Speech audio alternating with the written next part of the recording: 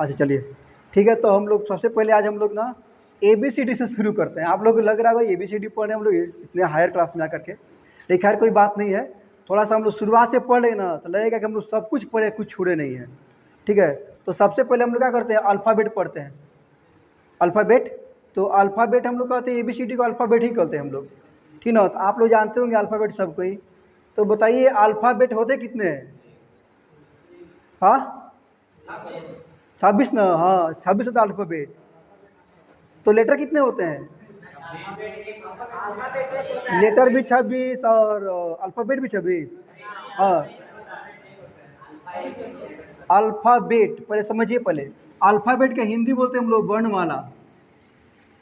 वर्ण जोड़ माला, ये माला है किस चीज़ का? वर्ण का। और वर्ण को ही अंग्रेजी में लोग बोलते हैं लेटर, बोलते हैं क्या बोलते हैं? लेटर। और माला क्या बोलते हैं? ग्रुप को बोलते हैं माला। देखिए ना माला बनते हैं जैसे फूलों की माला, तो बहुत सारे फूल हम लोग क्या ग्रुप में सजा दिए तो क्या बन गया? माला बन गया। वैसे ही माला है क्या चीज़ का है? तो वर्ण का है, यानी कि लेटर का माला है। आप समझ गए? तो माला कितने हुए? एक ना, यानी अल्फ़ाबेट कितना होता है? एक। ठीक है, तो क्या हुआ? हाँ ठीक ना, तो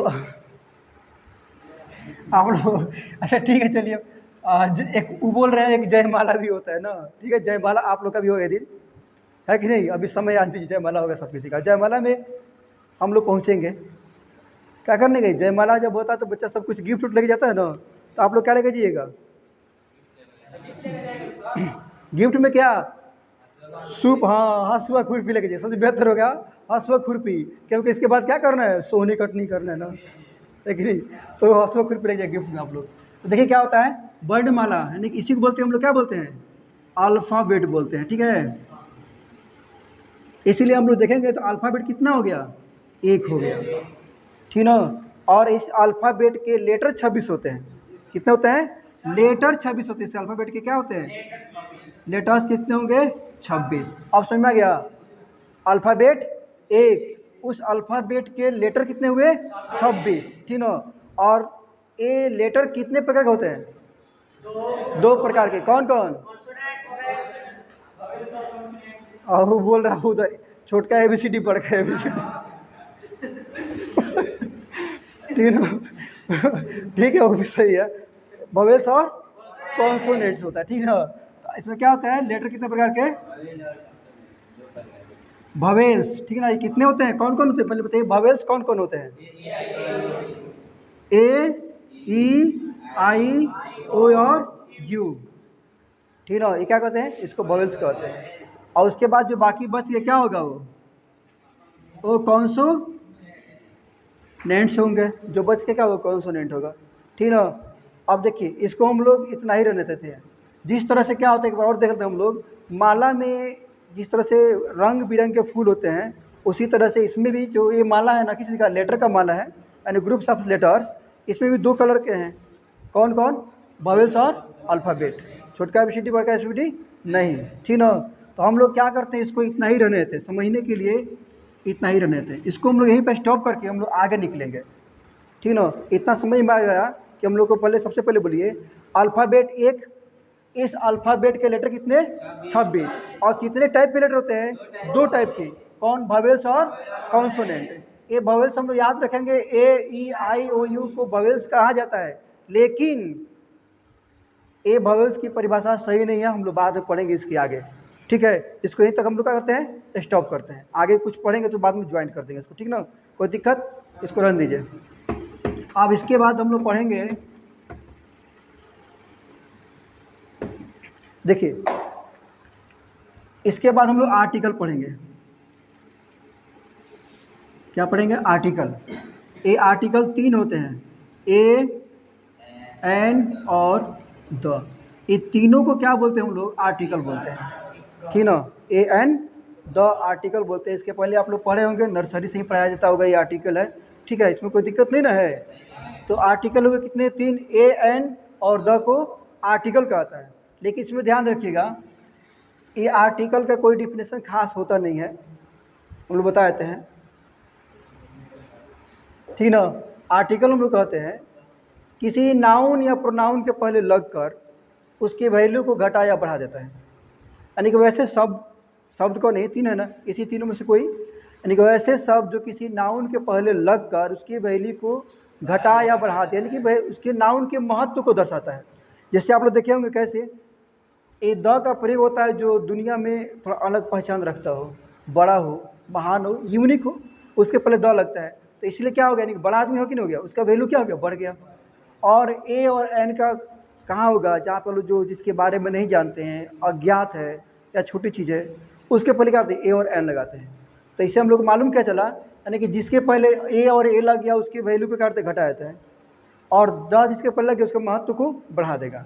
इसीलिए इस शब्द का क्या है, ग्रुप है, ऐसे शब्द या शब्दों के समूह जो किसी नाउन के पहले लगकर उसके महत्व को दर्शाते हैं, घटा देते हैं या बढ़ा देते हैं। ठीक है, तो कितने हुए, 1 2 3, आर्टिकल 3। और इसमें क्या होता है ना, ये दोनों एक जैसा है, ये दोनों एक जैसा और ये अलग टाइप का। इसीलिए कितने प्रकार के हुए, 2 प्रकार के, ठीक ना। इसको बोलते हैं हम लोग, द को पढ़ देते हैं डेफिनिट, DEFI, इसको बोलते हैं डेफिनिट आर्टिकल बोलते हैं। डेफिनिट मतलब निश्चित, जिसके बारे में जानते हैं उसको डेफिनिट बोलते हैं, ठीक ना। और इसमें क्या IN जोड़ दीजिए तो क्या हो गया, इनडेफिनिट आर्टिकल हो गया, यानी अनिश्चित, अज्ञात या कोई चीज़। ठीक है, इसमें कोई दिक्कत है, किसी को समझने में परेशानी हो तो बोलिए बाबू, एक बार आप लोग जितना बार बोलिएगा उतना बार समझाएंगे हम लोग, ठीक ना। और जब तक समझ में नहीं आएगा तब तक हम आगे बढ़ ही नहीं सकते हैं। थोड़ा सा ये वीडियो बना रहे, थोड़ा सा घबराहट पहली बार हो रहा है, इसमें कोई दिक्कत नहीं है, सेटअप करने में दिक्कत होता है, ठीक ना। तो देखिए क्या होता है, ए और एन इनडेफिनिट आर्टिकल कहलाता है और द को डेफिनिट कहते हैं, ठीक ना। क्योंकि जिसके बारे में जानते हैं उसके पहले इसका प्रयोग करते हैं, या जिसके पहले इसका प्रयोग हो गया उसके बारे में हम लोग जानते तो डेफिनिट हो जाता है, इसलिए डेफिनिट बोलते हैं।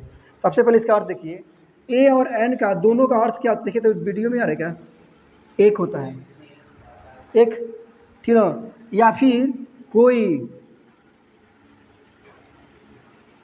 ठीक है, या फिर जिसके बारे में नहीं जानते, पता नहीं।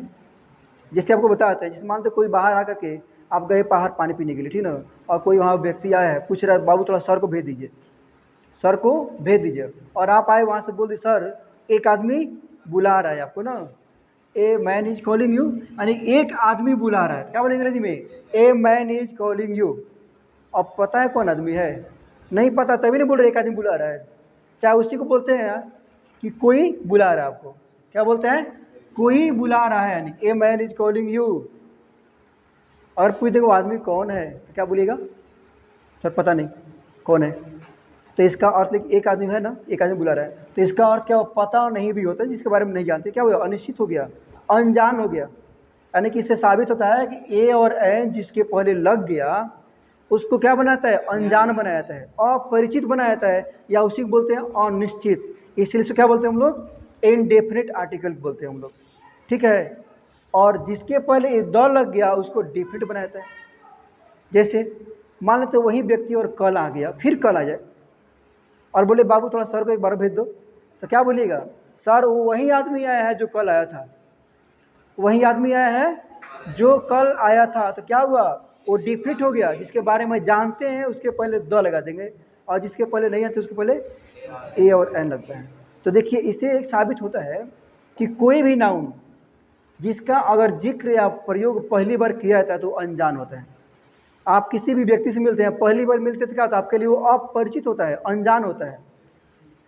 लेकिन एक बार जब आप मिल गए, चाहे उससे बातचीत ही हो, चाहे कुछ लेन देन ही हो, चाहे मानते किसी कारण बस रास्ते में जाए ठोकर मार दिया उसको, तो पटका पटकी उठा पटक लत्तम जुत्तम सब हो गया, है कि नहीं, कुछ भी हो गया, किसी भी हाल से परिचय हो कि नहीं हुआ, तो परिचय हो गया उसके बाद, और उसके बाद कभी भी मिलेगा तो आप बोलिएगा नहीं वही आदमी है जो क्या किया था, जो मुझे लतवस दिया था, इन होगा, मतलब किसी न किसी रूप में उसकी पहचान बढ़ जाएगी, यानी कि दोबारा आप मिल रहे हो उसे, इसीलिए, ठीक ना। इसीलिए किसी भी सेंटेंस में पहली बार कोई अगर नाउन आता है तो वो अनजान होता है, यानी कि अनिश्चित होता है।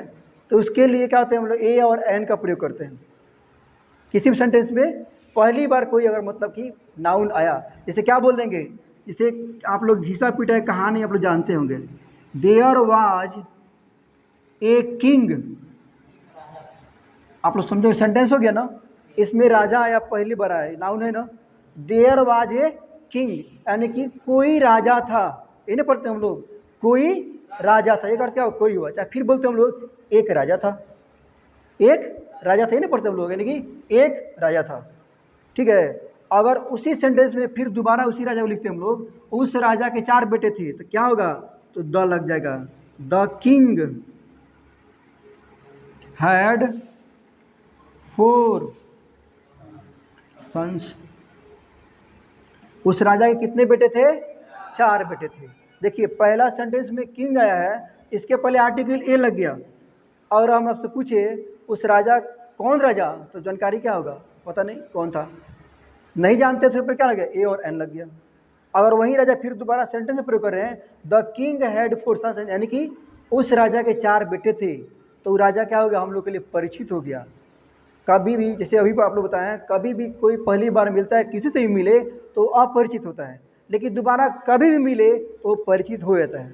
इसीलिए किसी भी सेंटेंस में अगर पहली बार कोई नाउन आता है तो वो इनडिफिनिट होता है और उसके पहले ए और एन का प्रयोग किया जाता है, और दोबारा उसी सेंटेंस में प्रयोग किया जाए तो उसके पहले क्या होगा, देखिए यहाँ पर द का प्रयोग किया जाता है, दोबारा क्या होता है, वो डिफिनिट हो जाता है।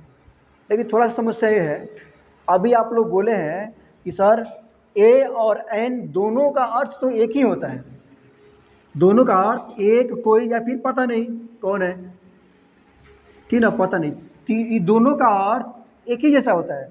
तो अगर एक का प्रयोग करना है एक के अर्थ में या कोई के अर्थ में या फिर पता नहीं के अर्थ में, अगर पता प्रयोग करना है दोनों में से, तो दोनों में से किसका प्रयोग करेंगे हम। तो अब हम चलते हैं वहाँ पर जहाँ पर हम लोग भविष्य छोड़े थे, वहाँ पर, ठीक ना, तब वहाँ पर चलेंगे। तो देखिए याद रखिए, ये जो एन है ना, एन का प्रयोग भवेल्स के पहले होता है। जितना हम आप लोग भवेल्स लिखे थे उसके पहले एन का प्रयोग कर दिया जाएगा, ठीक है। अब बाकी जो बच गया सबके साथ ए का प्रयोग किया जाएगा। जो बच गया कॉन्सोनेंट ही ना बचा, इसमें कोई दिक्कत है, किसी कर शक है नहीं ना, समझ में गया। यानी कि एन का प्रयोग कहाँ होगा, भवेल से स्टार्ट होने वाले शब्दों के पहले, ठीक है। जैसे अब ध्यान देना है, जो भवेल्स की परिभाषा हम लोग जो पहले पढ़े थे वो परिभाषा गलत है। जैसे देखते हैं हम लोग, अभी ना पढ़े हम लोग, भवेल्स कितना होता है, ए ई आई ओ यू, यही ना होता है भवेल्स। जब भवेल्स ए होता है तो इससे शुरू होने वाले सब शब्दों को पहले एन का प्रयोग किया जाना चाहिए। लेकिन देखिए सही है गलत है। जैसे बोल दिया जाए कि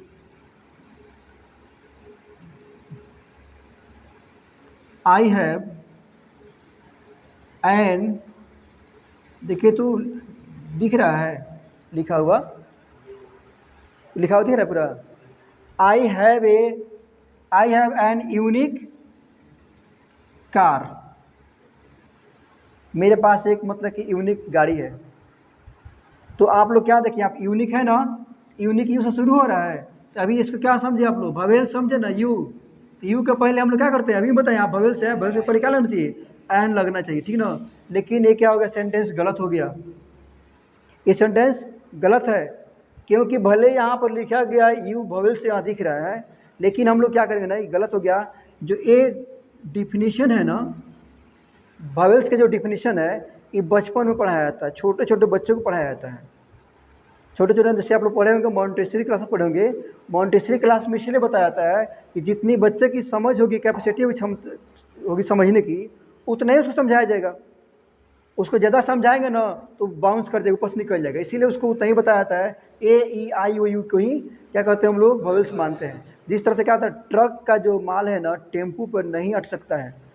अगर ट्रक का माल टेम्पू पर अटाएंगे ज़बरदस्ती, कहाँ जाएगा, सोचिए, ससुराल टेम्पू को बैठ जाएगा, है कि नहीं।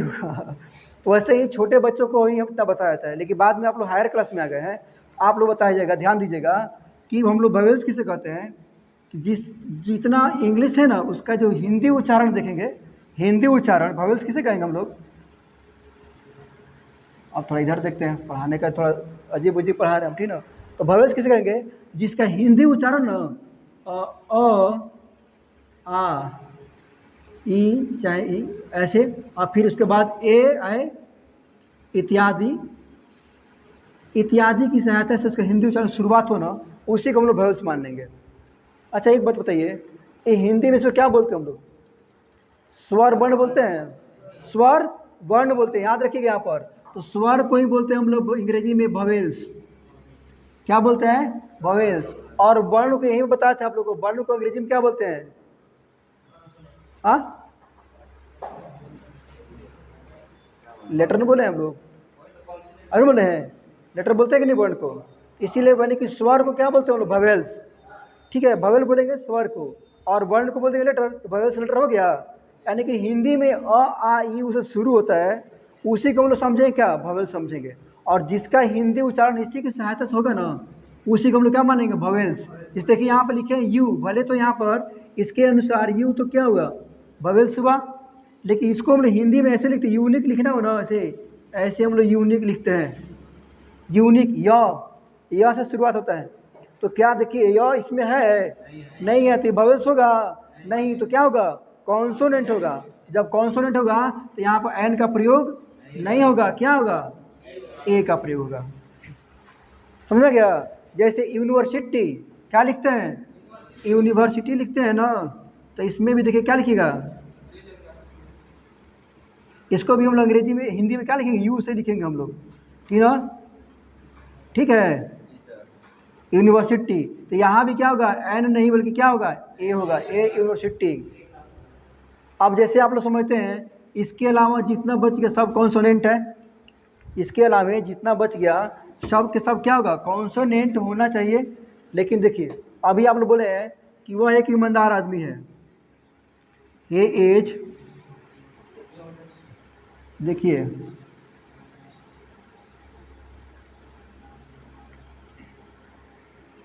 He is a honest man, ये तो एज क्या है? कॉन्सोनेंट है, तो इसके पहले ए सही है, सही कि नहीं है? अभी ना आप लोग बोले वोवेल्स इतना ही ना है, ये है। इसके अलावा जो बच गया सब क्या है? कॉन्सोनेंट है। ये तो कॉन्सोनेंट एच दिख रहा है, तो यहाँ इसके पहले ए का प्रयोग होना चाहिए, प्रयोग हुआ भी है, लेकिन ये गलत है। क्यों गलत है? इसका हिंदी जो उच्चारण देखेंगे हम लोग, बताया ना, इसे ध्यान देना है। तो हिंदी में लिखते हैं हम लोग, तो ऐसे लिखते हैं हम लोग, भले एच लिखा है, याद करने के लिए हॉनेस्ट याद कर लेते हैं हम लोग, लेकिन हॉनेस्ट पढ़ते नहीं है, इसको क्या पढ़ते हैं? ऑनेस्ट पढ़ते हैं। तो जब ऑनेस्ट पढ़ते हैं तो हिंदी का जो वोवेल्स है, स्वर वर्ण, उसी के सहायता से इसका उच्चारण हुआ कि नहीं है? यानी कि अ से शुरू हुआ है, इसीलिए क्या हो गया? ये वोवेल्स हो गया। ये सब चूँकि ये वोवेल्स है, इसीलिए इसको हम लोग क्या मानेंगे? वोवेल्स मानेंगे। ठीक है, इसीलिए यहाँ पर ए नहीं, क्या होगा? एन का प्रयोग होगा। समझ में गया? इतना कुछ भी पूछिए आप लोग से, शॉर्ट फॉर्म के लिए अलग रूल बनता है, लेकिन शॉर्ट फॉर्म के लिए अलग रूल मत बनेगा। जैसे बोलता है ना, सांसद लोग होते हैं, उसका शॉर्टकट एमपी होता है कि नहीं होता है? एमपी लोग चुनाव लड़ते हैं हम लोग, तो क्या बोलेंगे? आप लोग देख लेंगे, इस कॉन्सोनेंट है, इसके पहले ए लग जाना चाहिए, लेकिन नहीं, इसको हिंदी में क्या लिखेंगे? ऐसे लिखते हैं एम, अब तब पद की पी, एम पी पढ़ते हैं हम लोग। तो शुरुआत किससे हुआ है? ए से, इसलिए यहाँ पे क्या लग जाएगा? एन लग जाएगा। ठीक है, बीए पर किए हैं तो कोई दिक्कत नहीं, बीए तो हम लोग लिखते हैं अंग्रेजी में बीए, लेकिन हिंदी में ऐसे लिखते हैं बीए, शॉर्ट फॉर्म है, लेकिन इसके ऊपर क्या लगा? ए लगे, चूँकि ब से शुरू है, ठीक ना? ISC या IA या आई कम लिखते हैं ना हम लोग, तो आई से कैसे अ का शुरुआत होगा कि नहीं होगा? तो उसके पहले भी क्या होगा? एन होगा। SP, SP सब होता है, क्या होगा? SP लिखेंगे ना, SP, तो देखिए कैसे लिखते हैं? ए तब स, ठीक ना, था पी, ए से शुरुआत हो रहा है, इसलिए इसके पहले क्या? NSP, एक SP होना चाहिए। IPS, IAS, NIAS, हाँ समझ में कोई दिक्कत है? तो इसमें बस आप लोग का वोवेल्स और कॉन्सोनेंट पहचानने का सबसे आसान तरीका यही है, आप लोग उसके हिंदी उच्चारण देखिएगा, हिंदी में इसके सहयोग से उच्चारण हो रहा है तो उसको वोवेल्स मान लीजिएगा। ये तो देख रहे हैं ना, ये रूल फेल हो गया। हाँ ठीक है, उसके पहले एन लग जाएगा, और यहाँ पे लिख दिया है एन का प्रयोग कहाँ होगा? वोवेल्स के पहले। और इसमें कुछ आप लोग लिखने के लायक है तो इतना ही है, क्या दिक्कत है? कुछ है नहीं। अब बाकी जो ये बच गया, ये कॉन्सोनेंट के पहले होगा, कॉन्सोनेंट इसमें सब पता नहीं लिखे कि नहीं लिखे, ये क्या होगा? इसका प्रयोग क्या होगा? कॉन्सोनेंट के साथ होगा, यानी कि कॉन्सोनेंट्स के स्टार्ट सुन वाले शब्द को पहले। बस आर्टिकल इतना ही है, और जिसको ऑनलाइन है स्क्रीनशॉट लेना तो ले लीजिए, और बाकी लोग तो लिख रहे हैं। ठीक है, बाकी हम अगले क्लास में जो इम्पोर्टेंट है वो लेकर आएंगे हम। ठीक है, तब तक के लिए जय हिंद।